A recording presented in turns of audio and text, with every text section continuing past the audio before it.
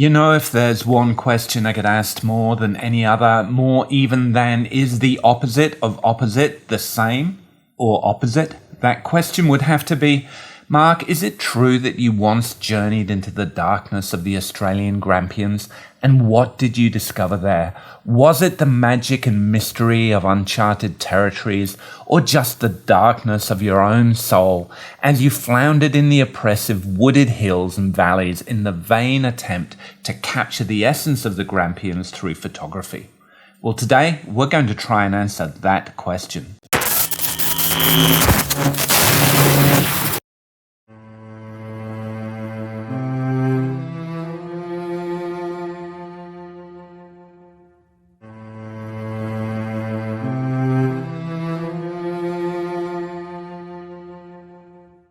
Come with me on a journey, a trek, if you will, into the heart of darkness. Not quite the Belgian Congo, but nevertheless a quest through plains and prairies into the deep wooded undergrowth of the Grampians mountain range in Western Victoria, Australia. Of course, never want to pass up the opportunity for a gratuitous metaphor. This journey into the woods is a corollary of my own descent into madness as I got further away from the trappings of civilization and deep into the chaos of nature. I mean, seriously, at one point, I almost lost phone reception. Now, we've all read Joseph Conrad's Heart of Darkness, and those of us that can't read may have seen Apocalypse Now. Some of you may even have played Spec Ops: The Line. Let's not destroy the suspense, but suffice it to say this is a classic hero's journey where the protagonist delves deep into the wilderness, analogous to the corrupt, beating heart of humanity and even his own precarious soul. So, expect to see my own calcified heart and creative barrenness laid bare as I navigate the winding roads and tributaries to the dark core of human existence. But of course, that's not how the story starts.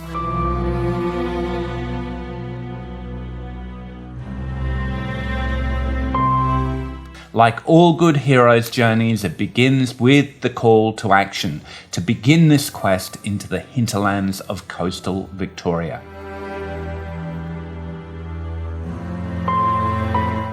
And of course, the first stages are marked by the calmness of the mundane, the comforting reality of the green fields and hedges as we begin our journey north from the coastal Victorian town of Port Fairy. But just as Marlowe's trip on the cruising yawl Nellie soon gets sinister, so my voyage on the good ship Mitsubishi started to skirt the edges of strange towns and locations, ominous portents of the darkness to come.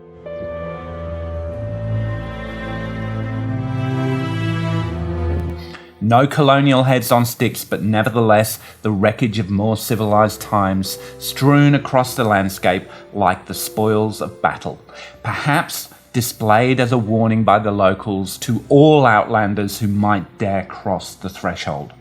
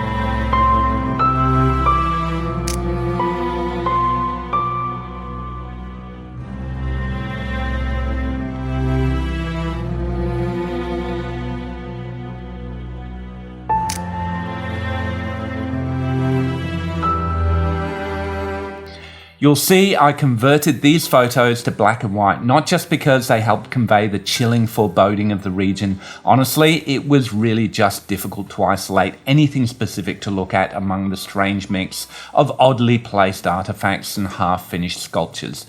Colour just added to the chaos, so I removed it.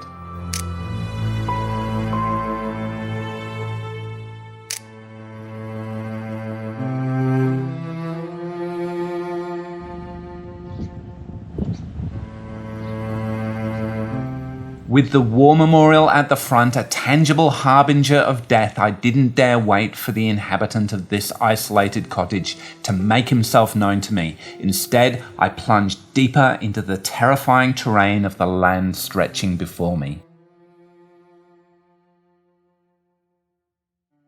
The gentle hills, worn down through millennia, don't convey the troubled topology of this region's history. If I had been in this very spot just 32,000 years ago, I might have been swept away in the lava flow of the eruption of Mount Napier. Even today, the earth is scarred and pockmarked by volcanic vestiges of the inferno that once marred this land. Again, the pleasant hills belied the menace beneath the surface. Byaduk Caves is a local phenomenon produced by the ancient lava flows, and being the venturer that I am, I decided to explore deeper rather than take the easy fork that would have steered me to safety. The natives were either ignoring me completely or looked on holding their counsel as I foolishly searched for these crumbling cavities.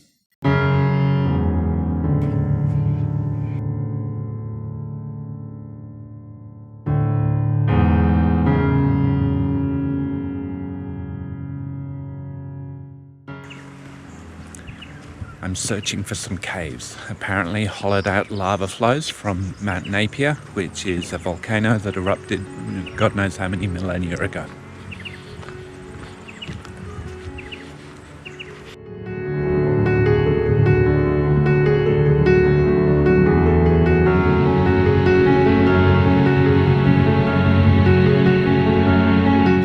Once found, well, not exactly photogenic. You could be forgiven for assuming they're simply holes in the ground. It's only when you view them from above that you can truly reckon the fearful symmetry of the landscape.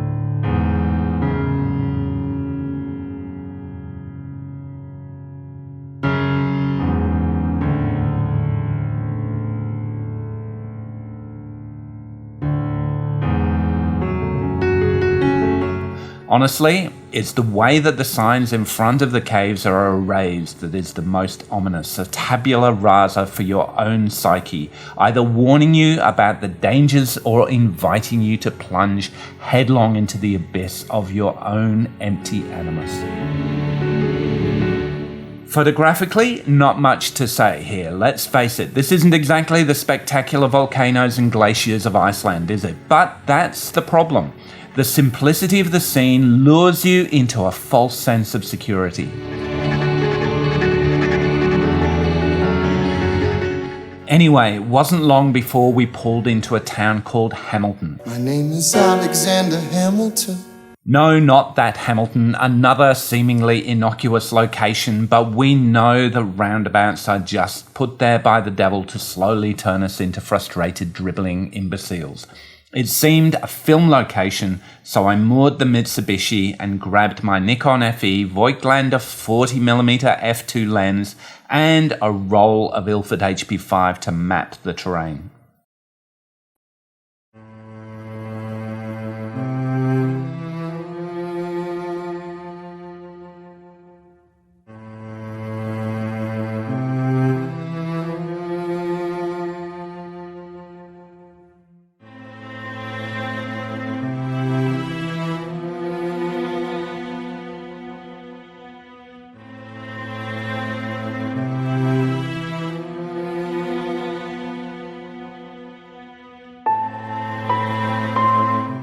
The insanity of the central roundabout in Hamilton is emphasised by the gentle gesturing of this sculpture, resembling something like a pair of lips or some kind of chopped up internal organ. Cars circle it like mechanical acolytes. Apparently a work by Melbourne artist Simon Yeo, the sculpture was donated to the town by local philanthropist Geoffrey Hanbury, a doyen of the community and also known for being Rupert Murdoch's brother-in-law, snatched from us at the tender age of 94. Yes, Rupert, you are next. But I digress.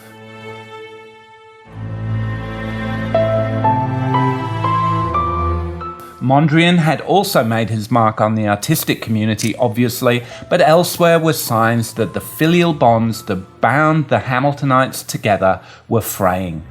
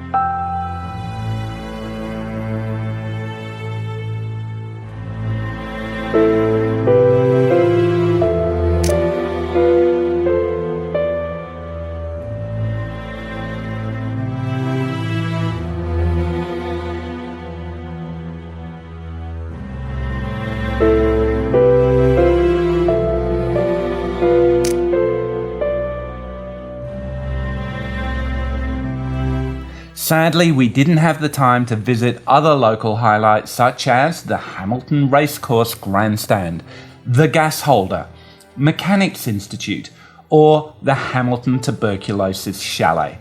And yes, that is actually a thing. Instead, we wended our way further along the winding tributary that is the Glenelg Highway towards our final destination, the festering heart of Victoria that is the Grampians.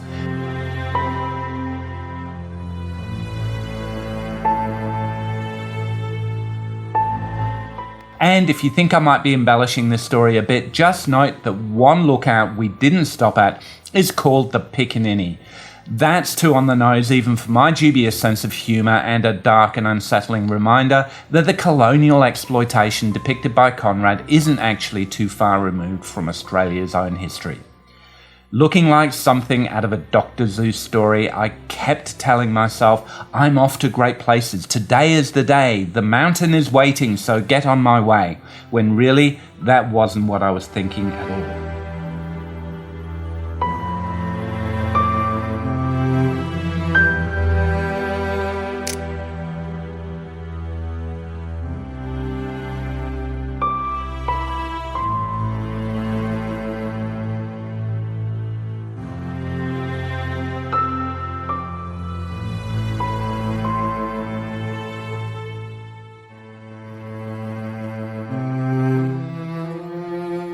The open roads became more wooded and opaque the deeper I penetrated these inscrutable mountains.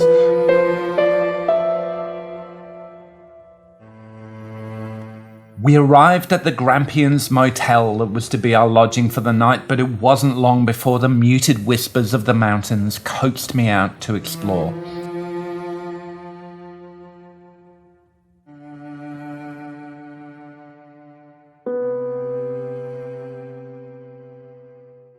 Firstly, tracing the hidden ravines and gullies that have gouged the granite over eons to a remote corner called Silverband Falls. I could feel the palpable distrust of the natives lurking in the undergrowth, hearing the rustle of leaves and catching occasional sight of bright blinking eyes through the dark foliage as I approached, so I didn't dare film. Okay, perhaps a bit of poetic license. There was an elderly couple already there and I'd have just felt like a bit of an idiot if I started filming myself, but I wanted to make sure to convey the fear and menace of the moment as I captured this image. And look, it's okay. Including the bank to the left was a judgment call, but I kept it in because I like the way the fallen trunk provides another lead down into the rock pool and a counterpoint to the horizontal striations of the dark rocks. Not exactly gushing water, but I guess that's why it's called Silverband Falls and not Silver Surge Falls. I broke the photographic rule of not having any clear sky and woodlands because by this stage I was already starting to feel the manic jungle fever location kicking in, slowly eroding my sense of photographic propriety. I escaped before the geriatric hikers had time to take stock of my presence and headed up to safer climbs and to take in the mystical ridges of the Grampians from on high.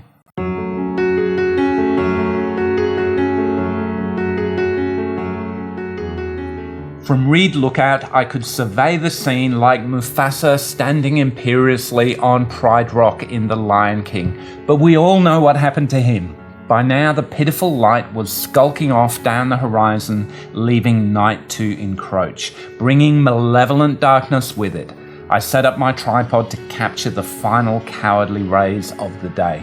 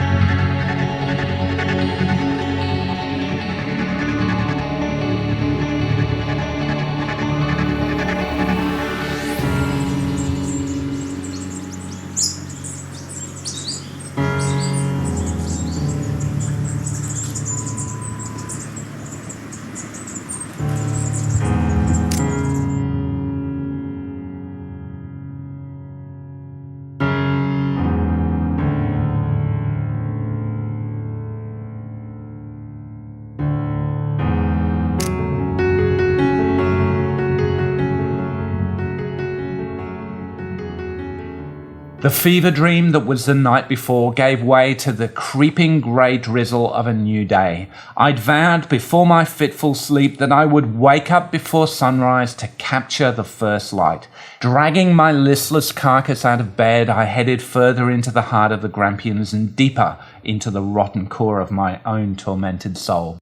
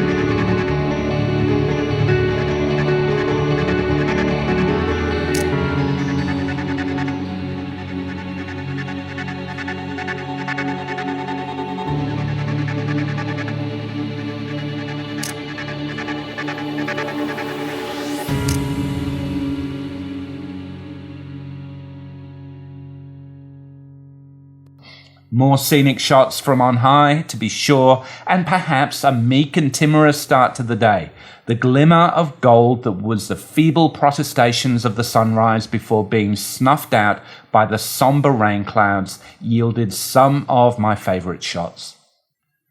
That said, it wasn't exactly the most compelling location. The general lack of foreground interest meant a certain monotony to the landscape. Scenic rolling hills in the distance make for a kind of bland and repetitive scene, although the variations in light and my complete inability to settle on a single look in post-processing gave me some choice in terms of which are the standout shots. I really can't choose between them. Maybe you have a favourite, or maybe it's simply that they're united by their own mediocrity. But I sensed that my quest had not yet reached its apotheosis.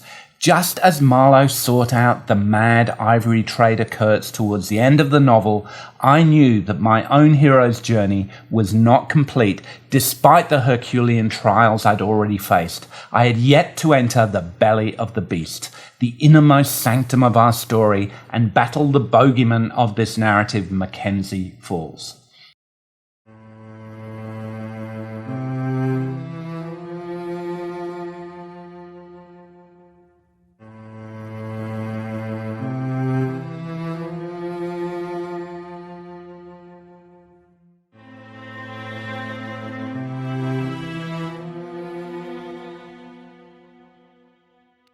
Now, waterfalls are my bête noire, my bane, the scourge of my photographic existence. They sit in strange, inaccessible locations and require technical and artistic skills to grapple with them. I knew that to tackle this unforgiving antagonist, I would need to dig deeper into the gloomy undergrowth of both the landscape and my own soul to find the glimmer of light among the plaque and moss that cling to both the rocks and my heart, and try to extinguish the feeble flame of my photographic aspiration. Once again, I was mocked silently by the implacable natives as I set out, and within minutes I was lost deep in the darkness. I was really in the wilderness now. The toilet block was at least 300 meters behind me, and I could sense only the dimming light and the increasing roar of water.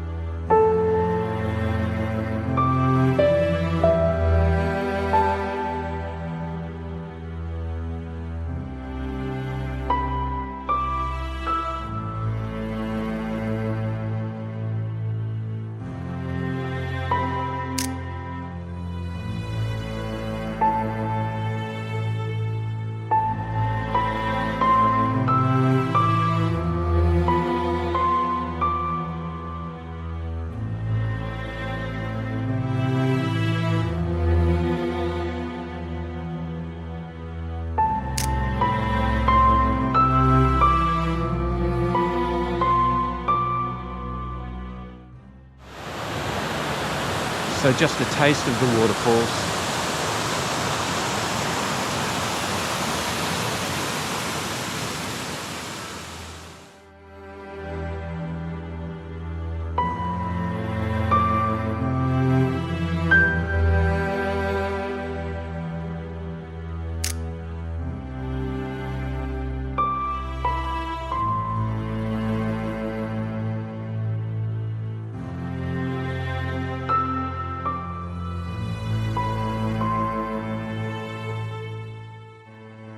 Ultimately, did I broach the innermost sanctum and meet my nemesis face to face?